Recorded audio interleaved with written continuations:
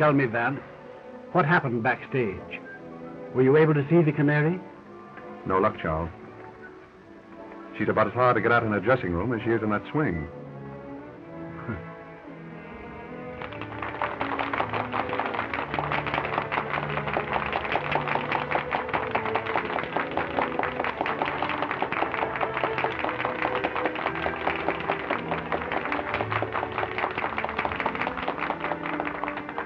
If you want an idea of what I ran into back there, let me point out a few of her admirers.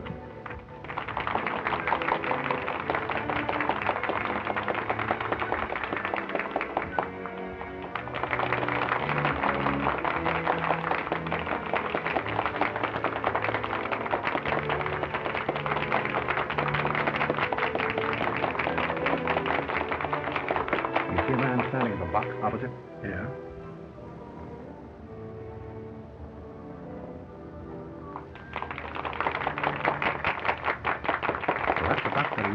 Oh. And he was outside her dressing room just now, along with these other two. I understand that the Canary has a clause in all three of them. Are they rich? Oh, naturally. Well, then what does she want with my son? The allowance I give Jimmy is hardly tempting. Ah, my dear Charles, our little feathered friend in the swing there has social ambitions. She wants to be Mrs. Jimmy Spotswood. Impossible. I'd do anything in my power to prevent that, even if Jimmy still cared for her. And I still believe that she'll listen to dollars and cents. I wouldn't be too sure of that, Charles. As you know, I've more or less made a hobby of crime and criminals. That girl is no ordinary blackmailer. I'm firmly convinced that she'll stop at nothing to marry Jimmy. But Jimmy won't have her. I tell you, he has really come to his senses. Another girl? Yes. Well, you know her. Alice. Oh, yes, of course. A very nice girl, too. Yes, she is. Vance, I'm afraid that I'll have to use my own judgment in this matter. I'm going to see this Canary at her apartment as soon as possible. Well, very well, Charles. But, act quickly. Oh, I know you'll smile, but... You know, I have a strange premonition that the Canary is headed for disaster.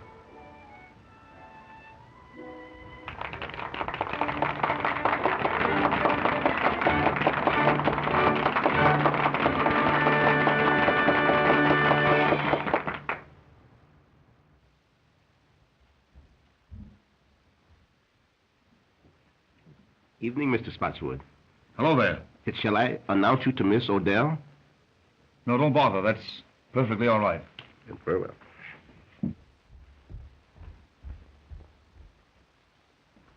Jimmy! Alice. Jimmy, you were going to see the Canary again. No, I wasn't, dear. In fact, I just started to put this note under her door to tell her so. Oh, Jimmy, I'm afraid of her. Oh, she's clever and cruel and unscrupulous. She'll hurt us again. I know she will. No, dear. She can't hurt us now.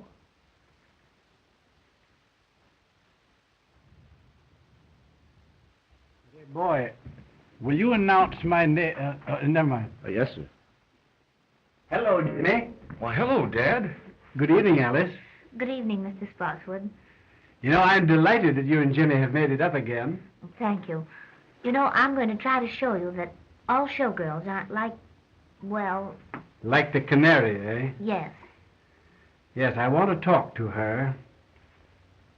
Do you suppose she's home yet? I suppose so. No, Dad, you're a regular guy for helping me on this thing. You know, if the Canary ever came between Alice and me again, I don't know what I'd do. I don't know what I'd do. It's all right, Jimmy. I'll do everything I can. Shall I go along with you? No, I can handle this better alone. I'll send in my name now.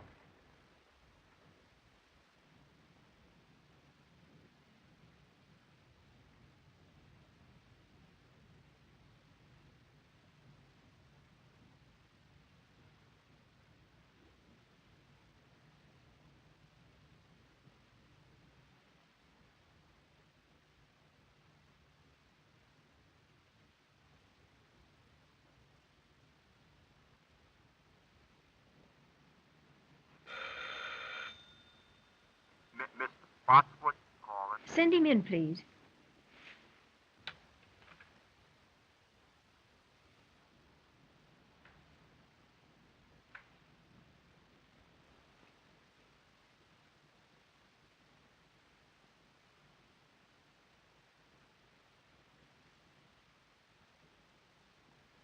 Good evening, Miss Odell. Good evening.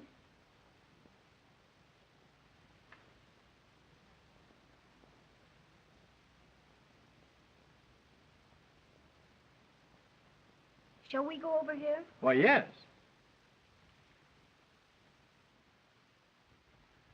Will you sit down? Thank you. Well, I don't think we need waste any time, Miss Odell. You know why I am here. How much? Nothing doing, Mr. Spotswood. I've decided to marry Jimmy. I'm afraid that marriage is quite out of the question, Miss Odell. Oh, you're sure about that, are you? I'm positive. Well, how would you like me to tell the world about Jimmy's embezzling from your bank? What? You heard me. You know, Jimmy has a weakness for writing letters, and I have a weakness for using. If Jimmy did write you a letter, you'll tear it up. Now, before I leave here.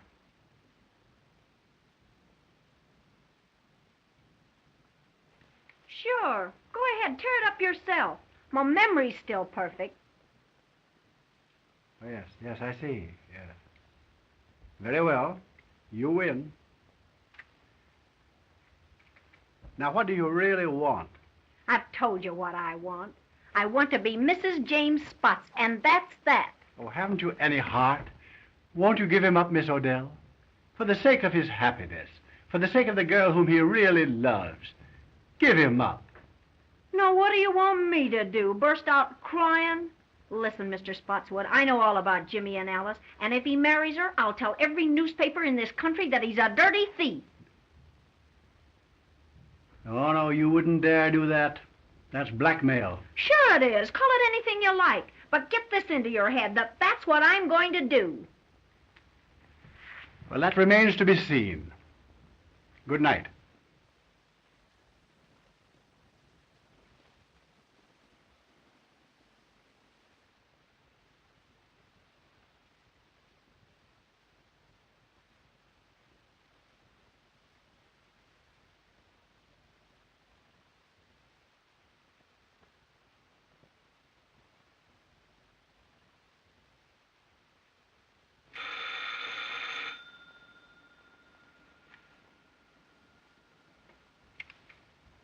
Mr. Cleaver, please. This is Mr. Cleaver speaking. Not the Mr. Cleaver, the great reformer. Yes. Well, this is your favorite weakness. Margaret! Don't get nervous, baby. I've got some news for you. Good news? Yes, darling, I'm going to marry young Spotswood. Well. May I send you my heartiest congratulations? You bet you can. But send them from Tiffany's. What's that? You heard me. And send me one of those fancy autographs of yours on a nice, fat check. I'm very sorry, but I'm afraid I shall have to refuse. Ah, be yourself. Big reformers who lead double lives can't refuse. Now look here. I'll see you dead first. Listen. You'll be here after the theater with the dough and like it. The little rat.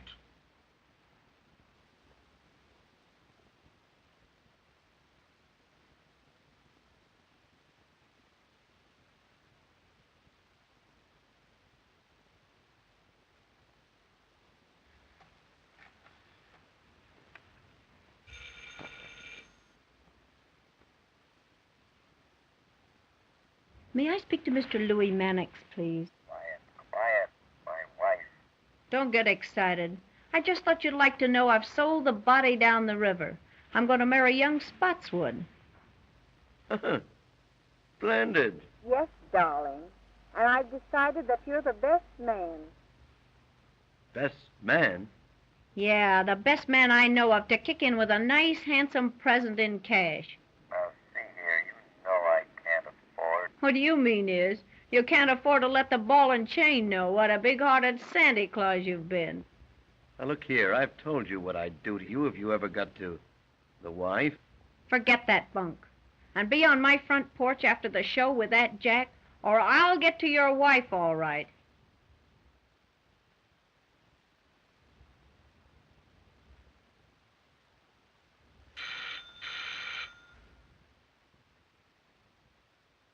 That's Dr. Lindquist speaking. Oh, yes, Dr. Lindquist. How would you like to do me a little favor? Why, certainly, Margaret. I'd do anything for you, you know. How would you like to go jump in the lake? Oh, Margaret, don't joke with me. I'm not in a mood for it. Ah, get wise to yourself. I'm through with you. You give me the willies. I warn you, Margaret. I'm desperate. If I can't have you, no other man shall ever have you alive.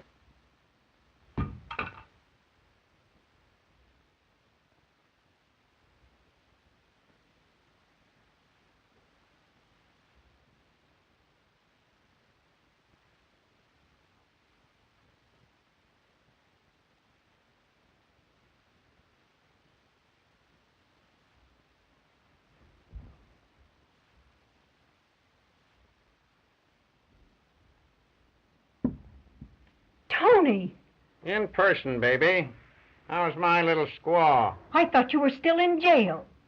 Well, I got tired of the big house, Mrs. Skeel, so I dropped in to see my little wife.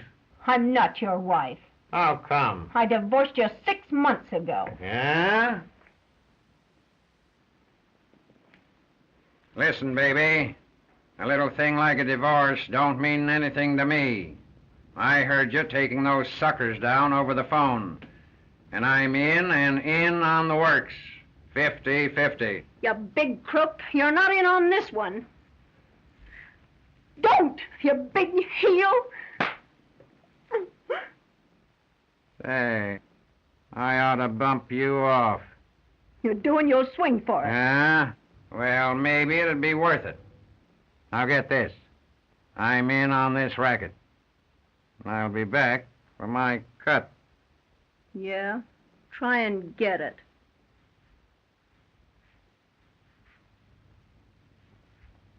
Say, baby, don't bother changing the box on this door. The lock I can't pick is still in Yale.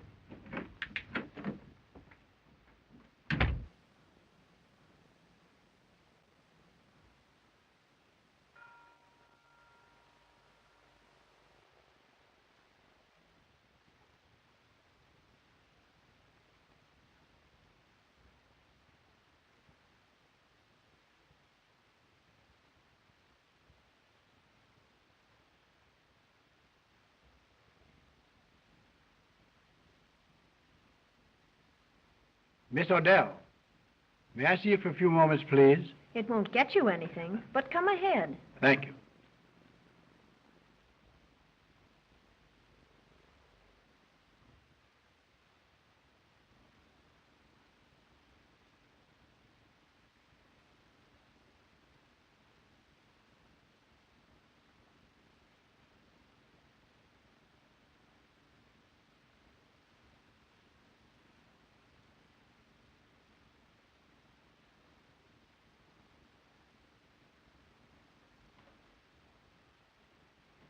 I have something to say to you, Miss Odell, which I believe will make you change your mind about Jimmy.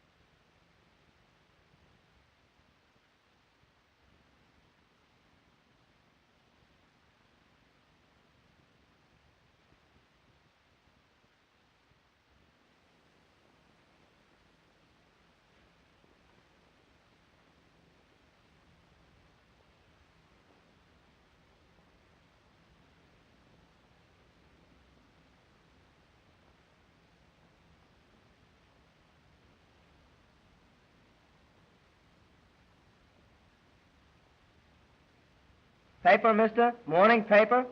No. No. No.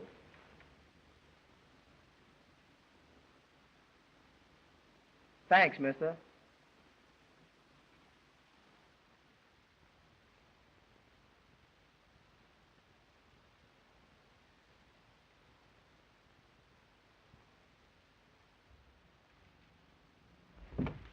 Very well, Miss Odell. That suits me perfectly. Take it over tonight, and I'll come for your answer in the morning. Good night.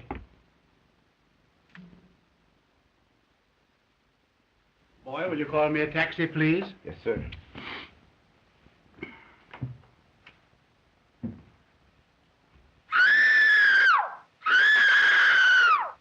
Well, what's that? Miss Odell!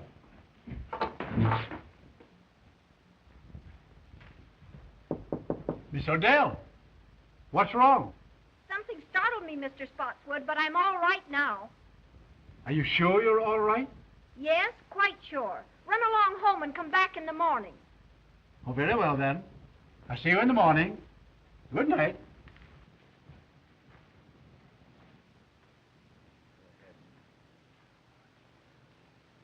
Stuyvesant Club. Yes, sir.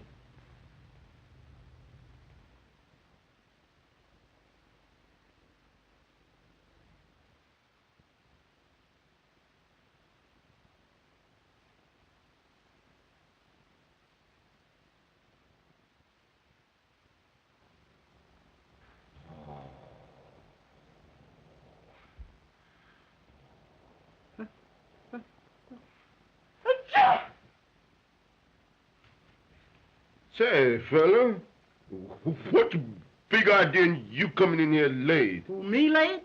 Yes, you late. I've been here for an hour. I don't want that stuff. Well, I've been here... I beg your pardon. Mr. Spotswood, calling on Miss Odell by appointment.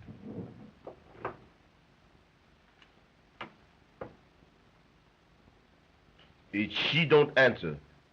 Has she gone out, do you think? I've been on all night. And you haven't seen her go out? No, sir. That's funny. Do you suppose she can be ill? But we may go and knock. Yes, let's do that.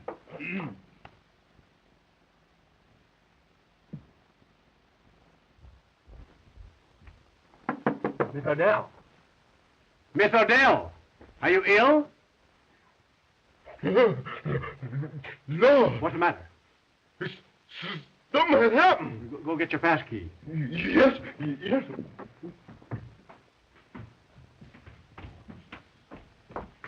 Say, fella, he's running to get a cop. And say, he gets get a big one, too.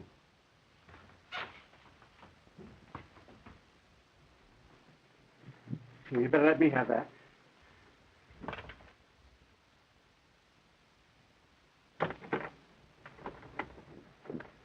What's the matter here? Something's happening there, officer. Better take that key and go in.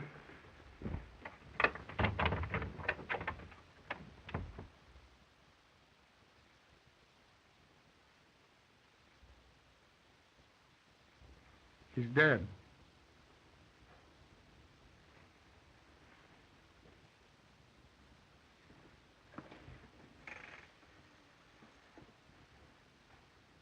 Police headquarters, please.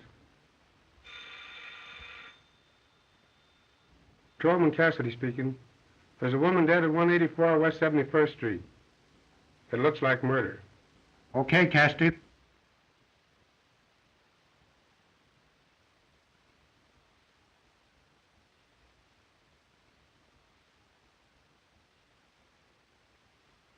She's been dead since midnight, Sergeant. Strangled to death. That long, eh? Sergeant, the district attorney just pulled up and he's coming right in. That's great.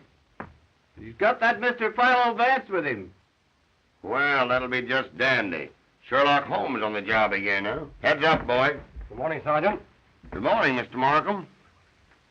Well, hello, Mr. Vance. How are you, Sergeant? Fine. Haven't seen you since the Green murder case. Quite right. Oh, good morning, Mr. Spotswood. Good morning, Mr. Markham. Well, Sergeant, what does it look like? Well, Chief, it's just another clear case of robbery. All I can make out of it. Nasty business, Charles, huh? Oh, terrible. As you know, I was here last night to make my final appeal to her for Jimmy. And when I came back this morning for her answer, this had happened. Yes. They'll probably want to keep you here for a few moments, Charles. Yes, I suppose they will. And by the way, I explained to the district attorney on the way down about Jimmy and the girl here. Oh, that's good. I'm glad you did that, Philo. You know, if I can tell you anything that will help... Well, perhaps later, Charles. Meanwhile, I'll have a bit of a look about. I don't think there's anything worth you looking at, Mr. Vance. It's a clear case. Robbery. She put up a battle and they wrecked the joint. I see. As simple as that, eh? That's it. Well, just the same, Sergeant, if you don't mind, I think I'll have just one little look. Surely, Mr. Vance. Go right ahead. Make yourself perfectly at home. Thank you, Sergeant. Excuse me, Mr. Policeman. When do we sleep? Now, you get this, sonny boy. You'll go for a long sleep unless you button up that big trap of yours. Yes, sir. Sergeant. Yes, Chief. Any fingerprints? Well, so far, no. I'll tell you this job was done by an expert. It's perfect. Yes, that's just the trouble. What's that? It's too perfect. Well, that's a little over my head, Mr. Vance. Just what do you mean by too perfect? Well, Sergeant, what usually happens when a heavy lamp like that is knocked off a table? Well, I don't know, but I'll bite. What does happen? It usually smashes, doesn't it? It might. Well, look at that one. Well, what about it? It was simply that lamp was placed there to give the effect of a struggle. Maybe. Let me see, Sergeant. It does look a little obvious, doesn't it, Vance? I should say so. Hey, boy. What happened here last night after you heard Miss Odell scream and you and Mr. Spotswood ran down the hall to her door? Well, she said she was all right. And I called Mr. Spotswood a taxicab. And you got away with it? Yes, sir. That's right. What time was this? It's on the call sheet there I gave you. About...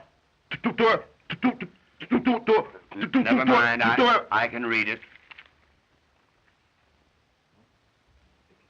12:10. Mr. Spotswood, where did you go last evening after you left here? I went directly to the Stuyvesant Club. That's right, Sergeant. I met Mr. Spotswood at the club shortly after 12. We played poker until almost daylight, I believe, wasn't it? It must have been. I know it was long after 4. Oh, yeah. You mentioned that coming down here, Vance. Right. That'll be all for the present, Mr. Spotswood. Thank you, Markham. But if you do want me later on, Mr. Vance has my number. Quite right. Goodbye. Goodbye. Goodbye, Goodbye, Philo. Charles. I'll phone you. Go right ahead, boy. Suppose we look at some more. Joe.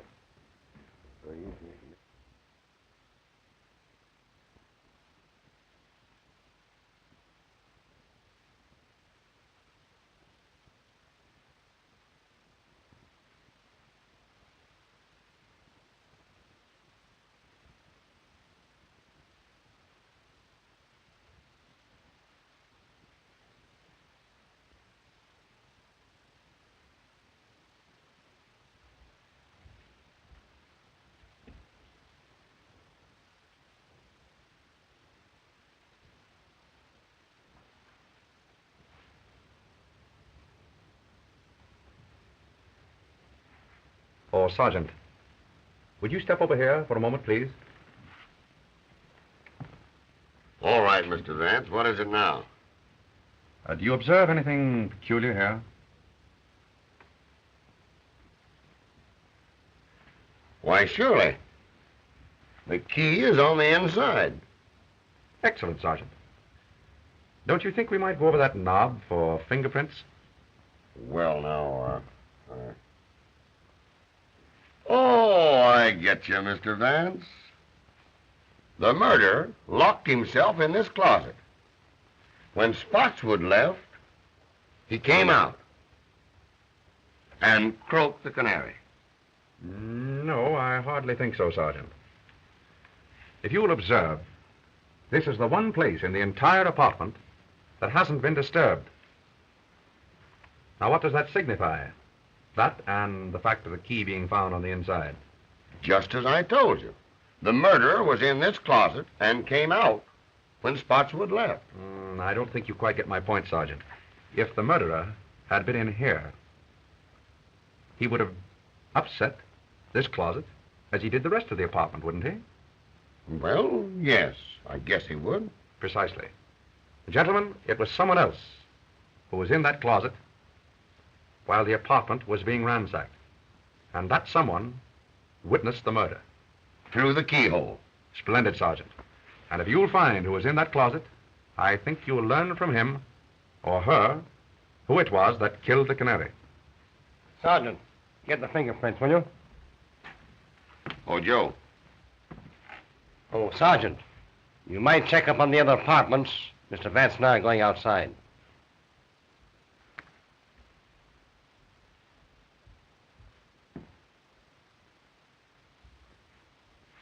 You, come here.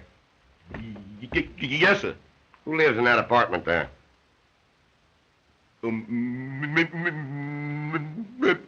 Miss Alice LaForce. Isn't she the dame that had the battle with the canary the other night over young Spotswood? All right, all right.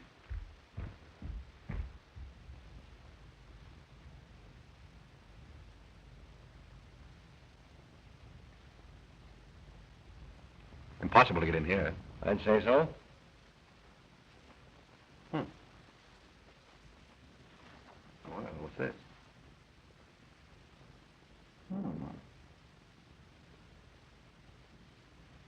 That's odd. May prove that interesting. What do you think? I see, Miss LaForce. I see. But you and the canary had a fight over young Spotswood, didn't you? Why, yes. We did have a fight. You see, she took Jimmy away from me and got him into trouble. But that's all over now. Jimmy and I made it up just day before yesterday. You didn't see young Spotswood last night, did you? Why, yes. He brought me home from the theater. Uh-huh. So he was hanging around here last night, was he? Yes, but he was with me until after 1 o'clock. Now, wait a minute, lady. Wait a minute. You save your alibis till we get you down to headquarters. Go slip on your things. Why, look, you don't think that... Put 'em on. Oh, Mr. Vance, I'm frightened. Well, now, don't you be worried, Alice. Just you do as the sergeant says. All right.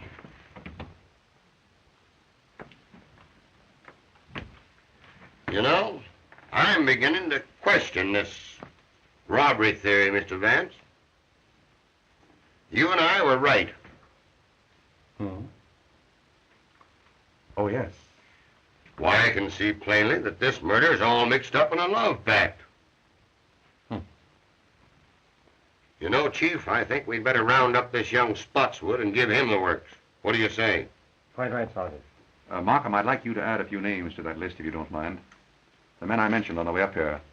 Dr. Ambrose Lindquist, John Cleaver, and Louis Mannix.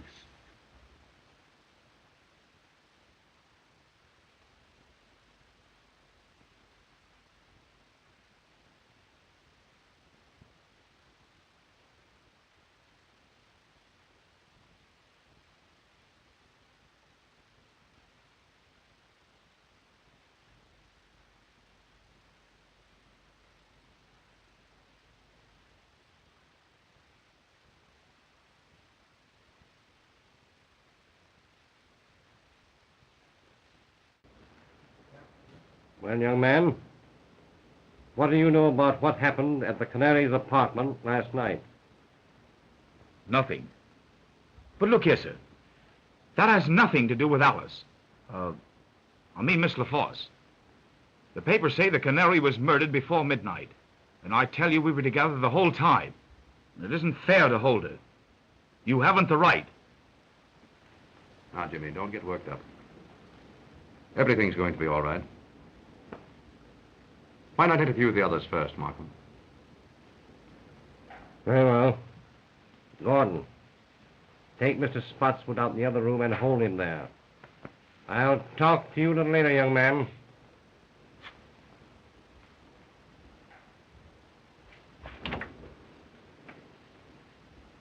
Rio. Well, who's next on the list? Mannix. I'd like to make a bit of an experiment, Markham. Have you a pad and pencil there? Yes.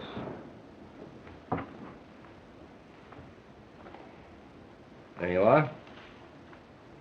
You have that newspaper handy? Yes, right here. All ready? All right. Good morning, Mr. Vance. Good morning. Mr. Markham. Good morning. Will you please take a seat? Thank you.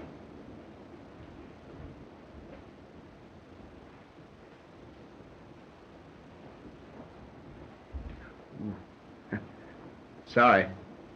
Mr. Mannix, there are a few questions I'd like to ask you.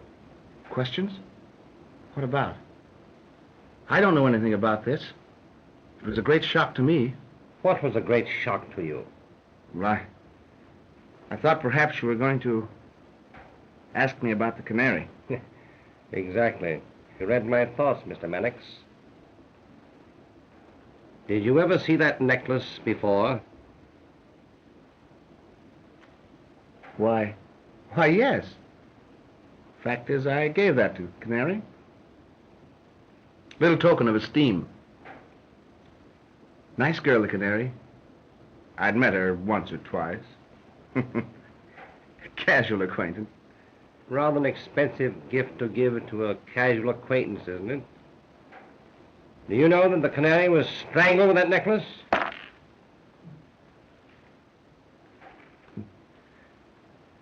Most remarkable. Unfortunate, I should say. Where were you last night between 11 and 1 o'clock? Between 11 and 1? Yes. Let me see. Why, I was home. I went to bed about 10 o'clock. Tired out. You understand. Pardon me, Mr. Mannix.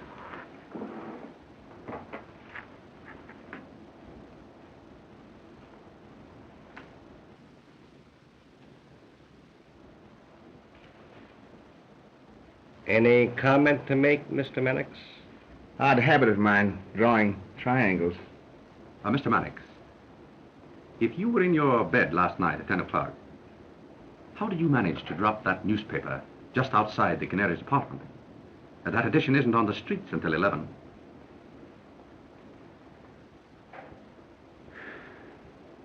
Well, you've caught me. I'll tell the truth.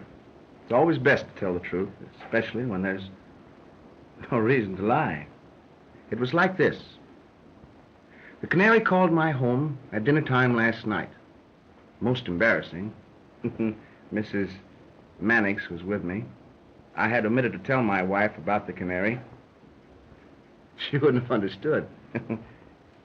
The Canary told me that she was going to be married and wanted to see me. Said that I should come to her apartment at 11 o'clock.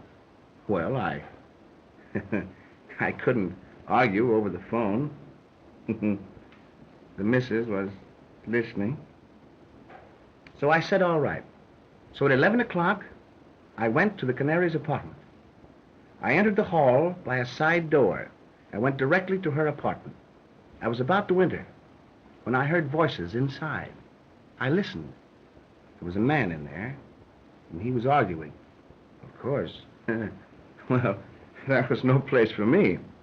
So I returned home without seeing the Canary or entering her apartment. Well, that'll be all the questioning for the present, Mr. Mannix, but I'll have to ask you to wait in the outer office. I may want to speak to you later on. Oh, well, won't you let me go home? I'll get in an awful mess with my wife. I'm sorry, you'll have to wait. Oh, Mr. Markham, I wouldn't run away. Melfield. That'll be all.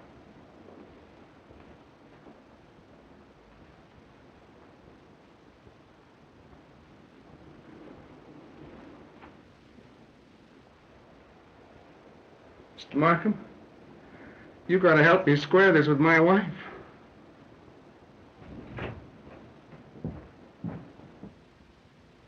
We will now have Mr. Cleaver.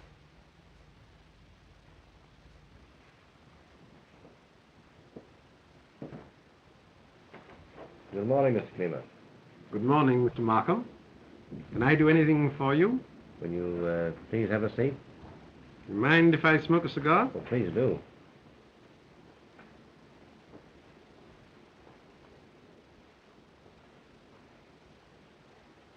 Mr. Cleaver, do you mind if I ask you some questions?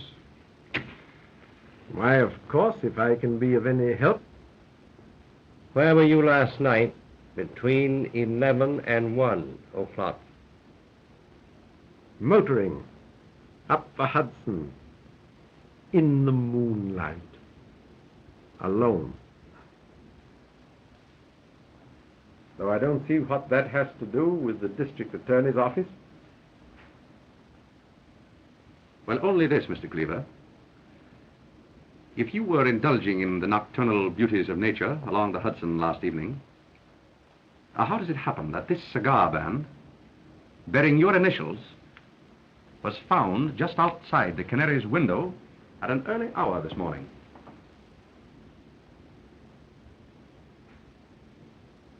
Well, if I was passing the Canary's apartment, you can't twist that into a crime. Oh, then you did pass her apartment. Why, yes, I've nothing to hide. It was about dinner time last night. The Canary phoned to me. Oh, of course, my acquaintance with her was wholly in my line as social reformer. I'd hoped that she was going to leave her immoral life and marry and settle down and be a good woman. And you kept the appointment? Yes. Yes and no.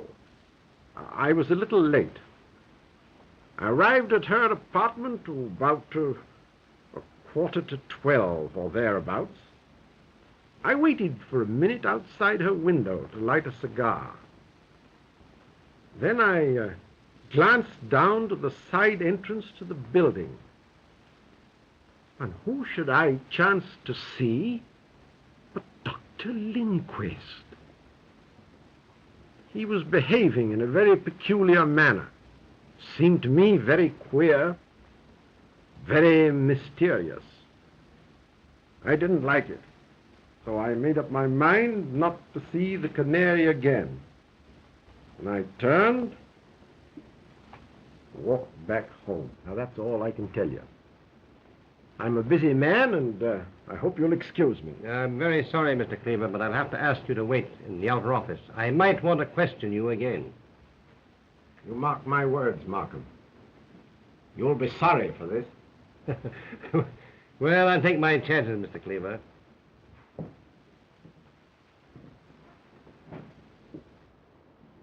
Charming fellow, Cleaver. Yeah, rather. By the way, Vance, I didn't see you pick up this cigar band in front of the Canary's apartment this morning. I didn't. Where did you get it? From your wastebasket. Wastebasket? Cleaver dropped it there when he entered. I took a chance on his not remembering that. It seemed to work. Well, I'll be... Very good. Dr. Lindquist. Go. Come on, Doctor. Take your hand, Chief. We caught Dr. Lindquist just as he was leaving town. It's a lie. I was on the way to a patient. Won't you please sit down, Doctor? I'd like to ask you a few questions.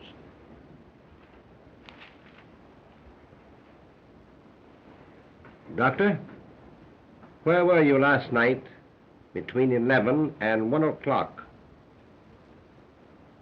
None of your business. It is some of my business. You were seen coming out of the Canary's apartment at midnight. Not so fast, Doctor. Calm yourself, Doctor.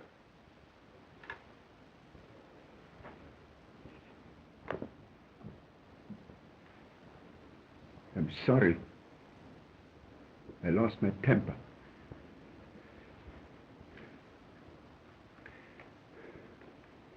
I'm under a terrible strain. I loved the Canary dearly. And I'm terribly upset. Do you know that the Canary was strangled with that necklace?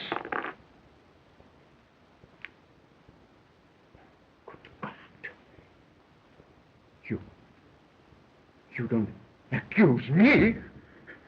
But, Dr. Lindquist, there's really no need for you to be excited. Now, Mr. Markham here is merely trying to find out what you know.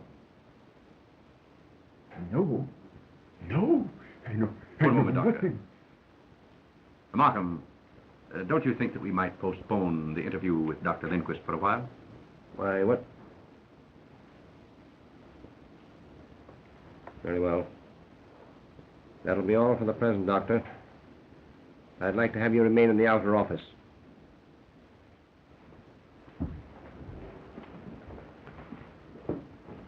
Come on, Doctor.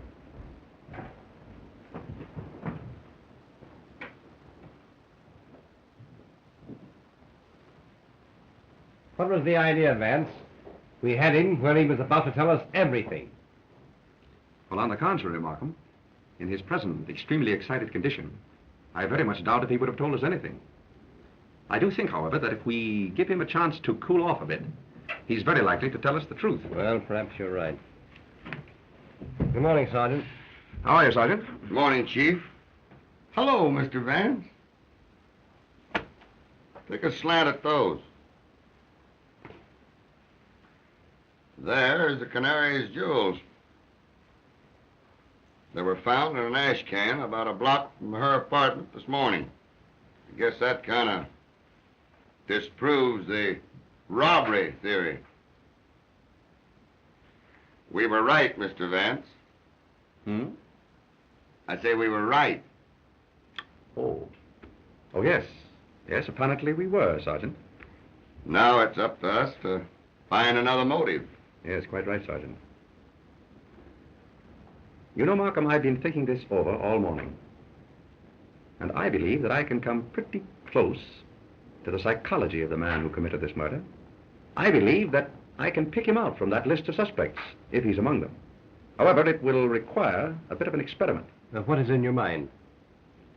Well, I'd like to use that conference room of yours there for a friendly little game of poker with your suspects. Well, now, that's a cute idea. Just what is your idea, Vance? Well, just this, Markham. A man's true nature always comes out in a game of poker. Now, I know the type and the temperament of the man who murdered the Canary. And in a game of poker, I believe that I can come pretty close to putting my finger on him. That's a new way of catching crooks. Take it easy, Sergeant, will you, please? Well, go ahead, Vance. The experiment can do no harm. Quite right. Now, I'd like to have the sergeant's help. Well, I'd be very glad to help you, Mr. Vance. As long as you don't try to hang the murder on me. Sergeant, will you take Mr. Vance's orders, please? Okay, Chief.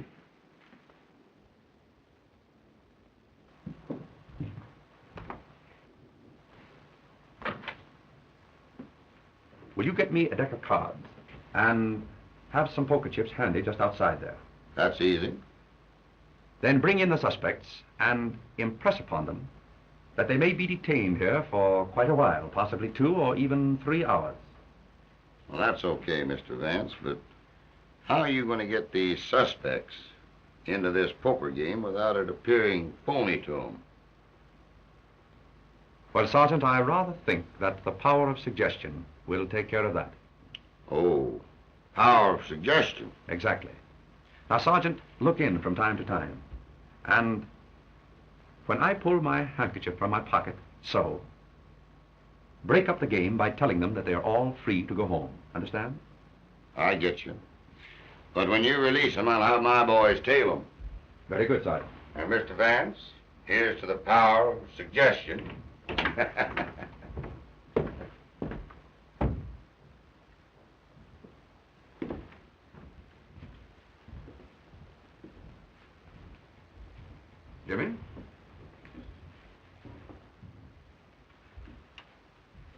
Now, gentlemen, you're liable to be here for 2 or 3 hours. Perhaps longer. That's outrageous. Just make yourselves at home. So, you know, this is going to get me in an awful mess with my wife. That is of no interest to me, sir. I'm sorry. What's the idea, Mr. Vance? Well, what are they going to do with Alice? Now, Jimmy, don't you worry. Nothing's going to happen to Alice. Say, Mr. Vance, you know, this is going to get me in an awful mess with my wife. My wife's a wonderful woman and all that, but sometimes she just doesn't understand me. The last time I was a little indiscreet, it cost me a fur coat. I hate to think what this is going to cost. So don't you think if you put... Oh, I beg your pardon, I'm sorry. Mr. Vance, you haven't got an extra pack of cards, have you? I'm sorry, Mr. Mannix, but you're welcome to these. Oh, no. Thanks, just the same. I wish we could play a little cards. Say, that's a good idea. How about poker? I'm agreeable. What about the others? Dr. Lindquist? Oh, anything to pass the time. Mr. Cleaver? Well, as a rule, it's against my principles. But I suppose on an occasion like this one can relax a little. Just draw up chairs, gentlemen. Thank you. Sergeant, how about some poker chips? Surely.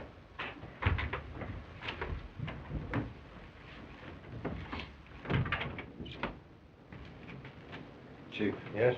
Mr. Spotswood is here. Have him in. Come in, Mr. Spotswood. Good morning, Mr. Spotswood. Good morning, Markham. Good morning. I say, Markham, what are you holding Jimmy for? Surely you're not accusing him. No, of course not. We're simply trying to find out what he knows, that's all. Oh, yes. Where is he now? Why, in the other room there with Vance. May I see him? Why, certainly. Of course you could. Vance, Mr. Spotswood is here. Oh. Hello, Dad. Oh, hello, Jimmy. Good morning, Charles. Good morning, Philo. Dad, what are you doing here? I came to be with you, Jimmy, while you're detained. Oh, by all means. We've just started a little game of poker here, Charles. Would you like to join? Come on, Dad, sit and take a hand. Well, all right. I'll sit in. That'll be fine. Suppose you take that chair, Charles. Thanks. Gentlemen, this is Mr. Spotswood. Mr. Mannix. How do you do, Mr. Mannix? Dr. Lindquist. Doctor. And Mr. Cleaver. Mr. Cleaver. How do you do? Shall it be jackpots, gentlemen? Why, yes, anything. Well, yes, the Mrs. and I usually play jackpots.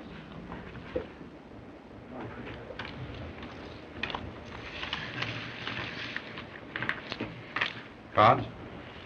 3, Mr. Vance, please. Thank you. Cleaver? 2, please. So it's between you and me, Mr. Cleaver? Yes.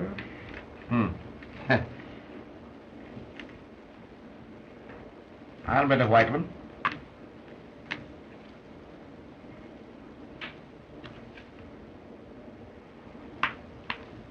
Oh, so you're calling me?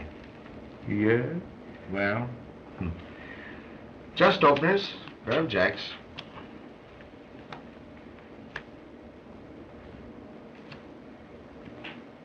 Three aces.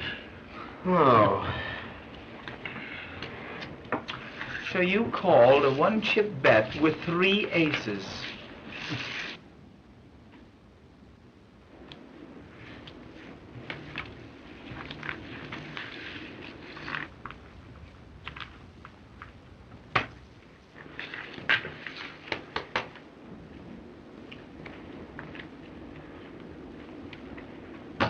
Open. I'm out.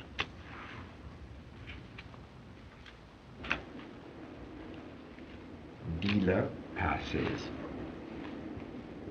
How many, Mr. Vance? 2 cards, please. Mr. Mannix? I think I'll play these.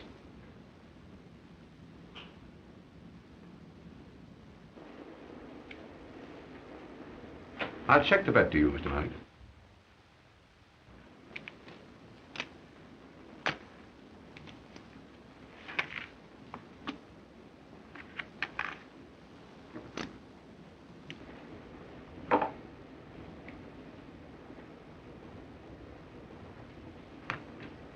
Calling. 9, 8, 7, 6, 5. And they're all spades. You bet on a sure thing, Mr. Mannix, huh?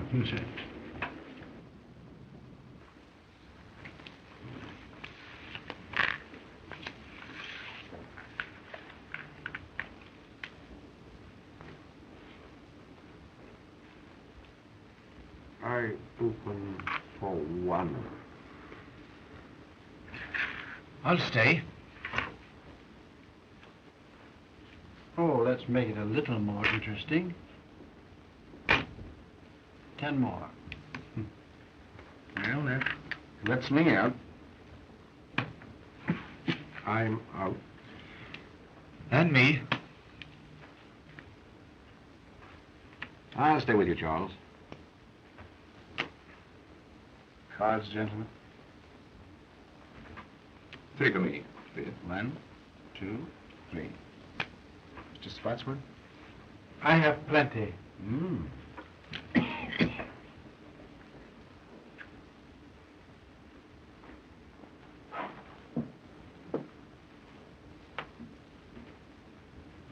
A white stack, Charles.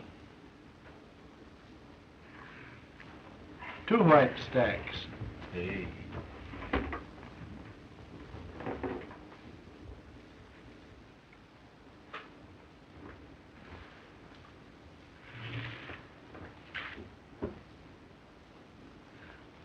Up 2 chips, Charles. Oh, you want me to do the betting, eh? All right.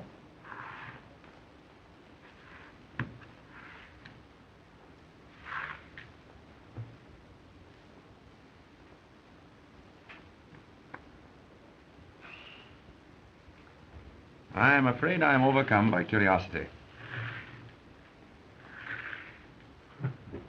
What have you? 2 deuces. They're good. They're what? Well, why the philanthropy, Philo? Well, I had ace high.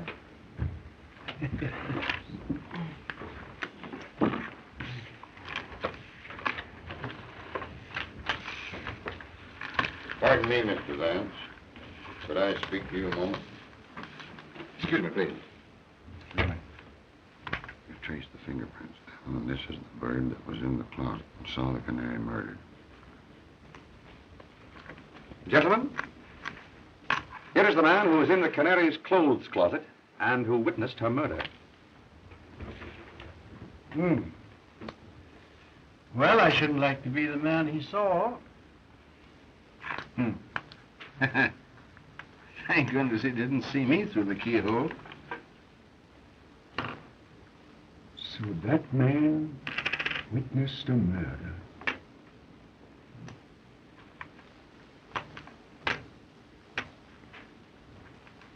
Singularly unattractive countenance. Well, if he knows, why doesn't he tell who did it?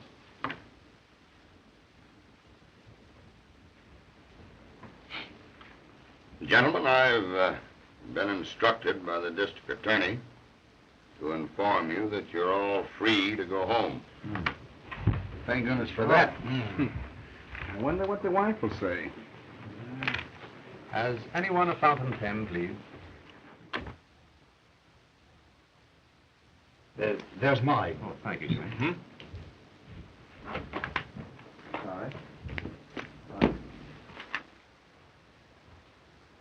Now, what I didn't tell you about this bird, Mr. Vance, in front of the others, is that he phoned in and said that he'd be in the district attorney's office tomorrow and spill the whole works. He says that he saw the guy that croaked the canary, and he'll come in and tell us who it was. Now, we haven't been able to locate him yet, so I guess we'll just have to wait.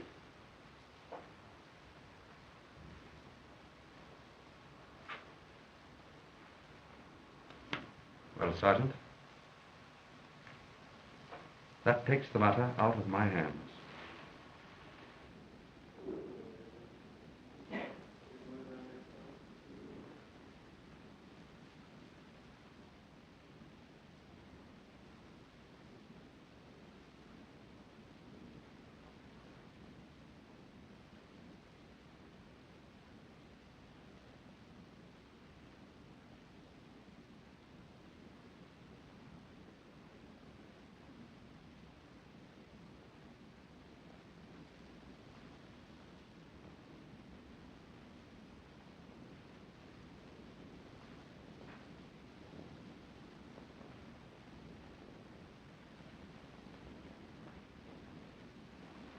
Markham, there can be no doubt of it. The same person who strangled the canary strangled Skeel. This new murder was done to cover up the first. Skeel was obviously blackmailing the canary's murderer. He threatened to inform the police of what he had seen through the keyhole of the closet. And when the murderer learned yesterday at the poker game that the police knew who had been in the closet, he put Skeel out of the way at the earliest possible moment. I believe you're right, Vance. Oh, but...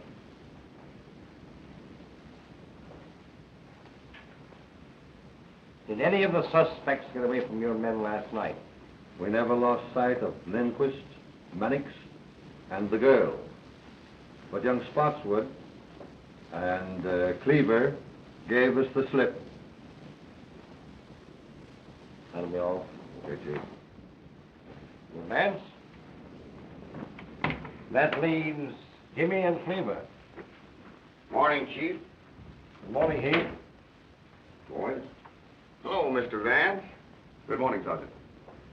Well, Chief, everything's okay. I've got the guilty man, and I've got him right. You've got him? I hope to tell you I have. Where is he? All right, Mac. Bring him in. Mr. Vance. Jimmy. This fool arrested me this morning at breakfast for the murder. Why, it's just like shooting fish in a tub, Chief. I've got all the dope, and I've got it down pat. Motive and everything. Now, this Dame Alice croaked the canary, jealous because she'd stolen her fellow. The kid here bumped Skeel off to shut his mouth and to protect the dame. It's a lie. That isn't all, Chief. I've got the evidence. And it's not psychology, Mr. Vance. Mr. Vance, he lies.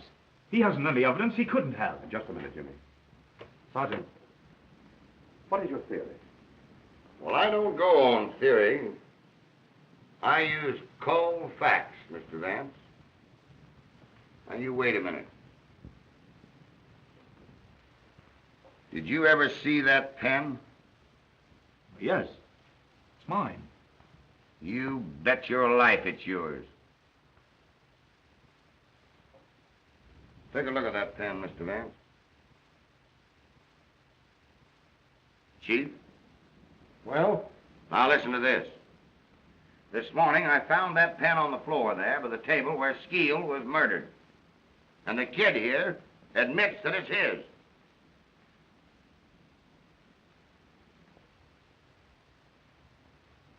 Well, young man, what have you to say?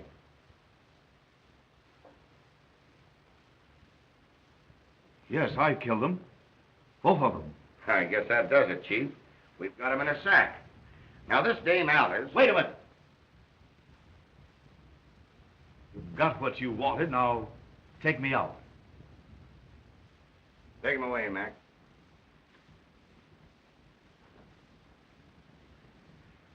Well, I'll see you later at the office, Chief. All right, Heath.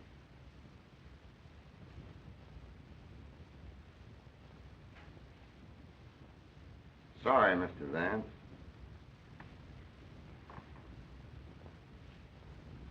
Well, Vance, I guess that closed the case. No, Markham, it doesn't. What do you mean? I mean that the boy is not guilty. Well, that's nonsense. Not nonsense, Markham. Because I know who is guilty. Come now, Vance, I tell you, Markham, I know. And inside of 1 hour, you'll know too. I'm going to telephone at once to the real murderer and have him come to the Canary's apartment. And I want you to be there. But the boy has confessed everything.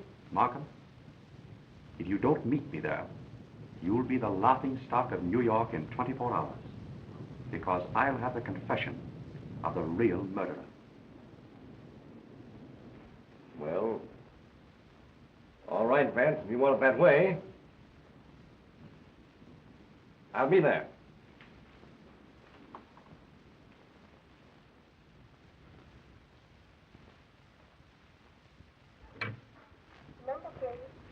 Bayview 2121. Bayview 2121. Yes, please.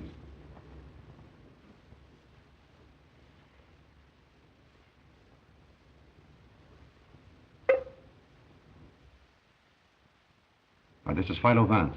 I want to speak with Miss... Oh, hello, Philo. How are you? I didn't recognize your voice. I've something of extreme importance to tell you. Jimmy has just been arrested. He has confessed to the murder of both the Canary and Skeel. Do you understand? Yes, I understand, Philo. Jimmy is not guilty. I am the man you want. How soon will you meet me at the Canary's apartment? It'll take me almost an hour to get in from the country, but I'll be there. Good.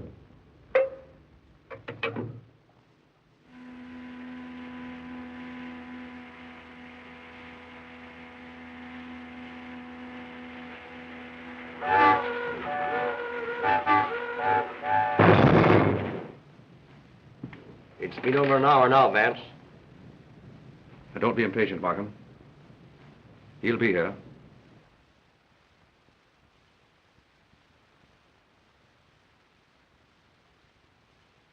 Who is it you're expecting? You wouldn't believe me if I told you. And I must admit that without his confession, I haven't a shred of real proof to offer you.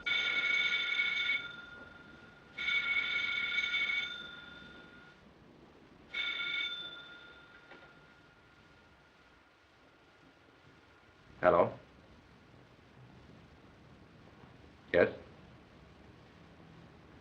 This is Mr. Vance speaking.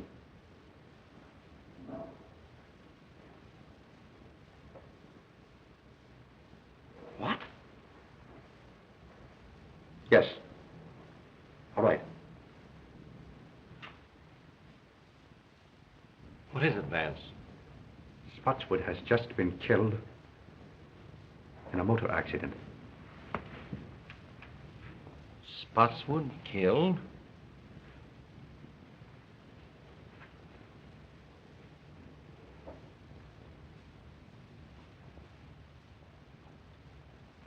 My sympathies, old man. I know what great friends you were. It's worse than you realize, Markham.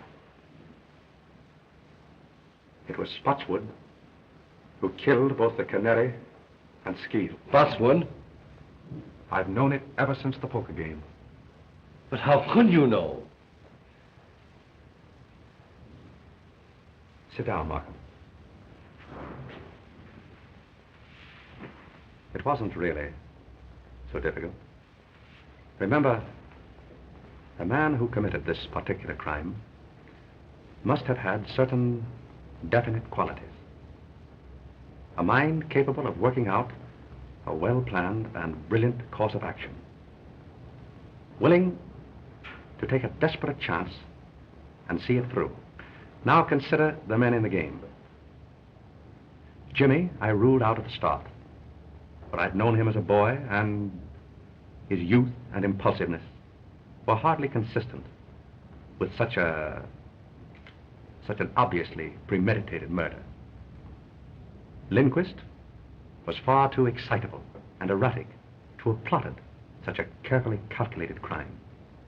Cleaver, much too cautious, and entirely lacking in the necessary boldness. Mannix, timid, and unwilling to take any risk except upon an absolutely sure thing.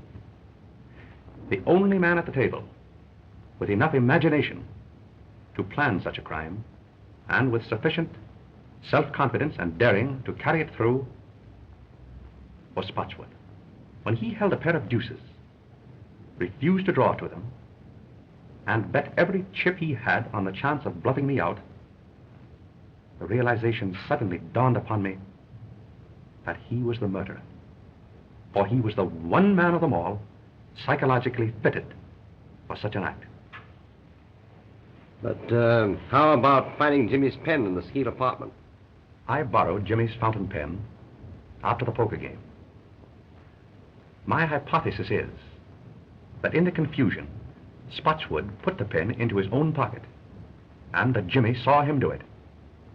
That is why Jimmy made his confession, to shield his father. Yes, but against all that theory, Vance, we have certain definite facts. Now, for instance, Spotswood left the Canary's apartment while she was still alive. He talked to her through that door. The hall boy, looking through the keyhole, saw the Canary lying on this sofa smoking a cigarette. Spotswood then went away and spent the rest of the evening with you. True. And yet I know he committed the murder.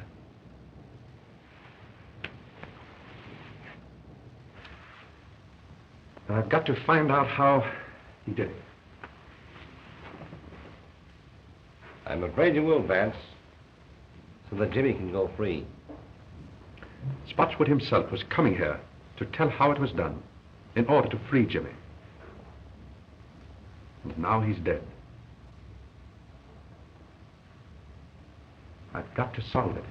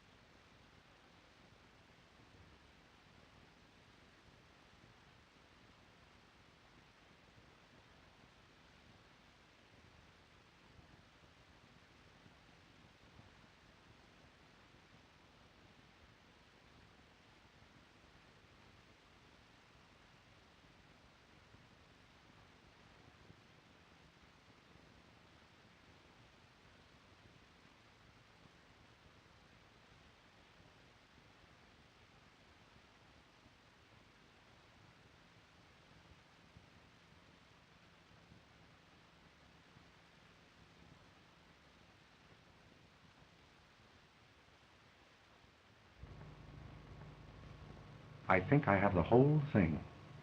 Now follow me closely. The canary was lying there. Spotswood, let us say, was standing here, making a final plea for his boy, which met with an absolute refusal. He walked around to the head of the sofa. Suddenly, he clapped his hand over her mouth, and with his other hand, caught her necklace, and before she had a chance to cry out, he strangled her. He then proceeded to set the stage, to make it appear that the crime had been committed with robbery as a motive. He stripped her jewels from her and placed them in his pocket. Then, he took a cigarette from that box and lit it. He laid her hand here, placed the cigarette between her fingers, so that in case anyone should look through the keyhole of that door there, it would appear as if she were lying here smoking. He then overturned the entire apartment to make it look as if a burglar had ransacked the place. Now just step over here, Markham. He came to this closet door, but he couldn't open it. Skeel had locked himself in, though Spotswood didn't know that. And Skeel, through the keyhole, saw everything that Spotswood did. That accounts for the orderly condition of this one closet when everything else in the apartment was ransacked. And that, Markham, was the technique of the crime itself. But that doesn't account for the fact that... Just a minute. I haven't quite finished. I want you to go out into the hall and stand at the desk where Spotswood stood when he ordered his cab. Very well.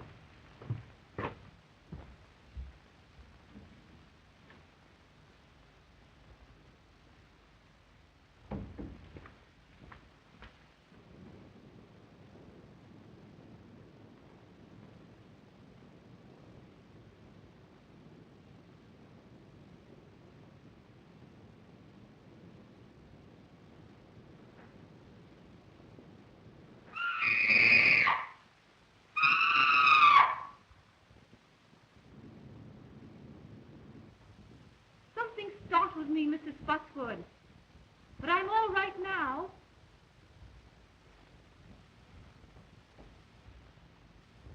Yes, quite sure. Run along home and come back in the morning. You understand now? This record was Spotswood's alibi.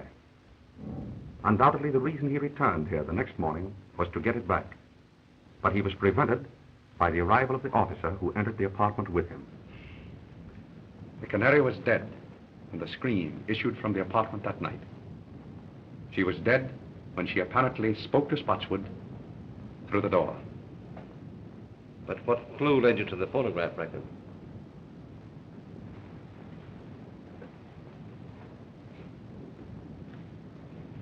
It was this magazine. That is hardly a magazine the canary would have read. So I concluded that someone else must have brought it here.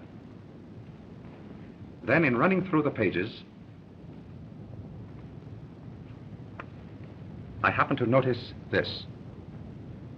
Look closely. You see it? Why, yes, the imprint of a large circle. And on the opposite page? And the same thing. Precisely. As if a disc had been pressed between the two pages. That brought to my mind the thought of a phonograph record. And suddenly, the whole plot became clear to me. It was the only way that Spotswood could have committed the murder and have produced a voice in the apartment after the canary's death. But I can't understand how he could have reproduced the canary's voice. It wasn't the canary's voice, Markham. Spotswood made that record himself. Probably it was his own voice, in falsetto. And remember, it was only necessary to fool the houseboy and through a closed door. Yes. I can see it all now. He played the game shrewdly and boldly. It was Jimmy's whole life's happiness that was at stake. And Spotswood risked his own life for his boy.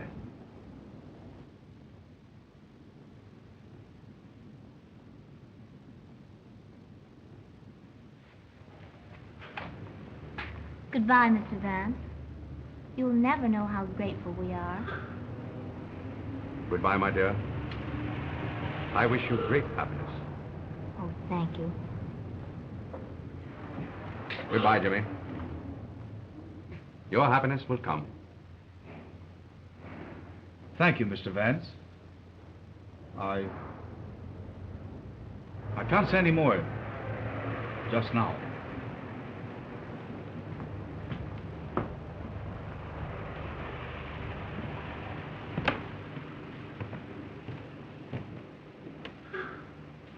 Well, Mr. Vance?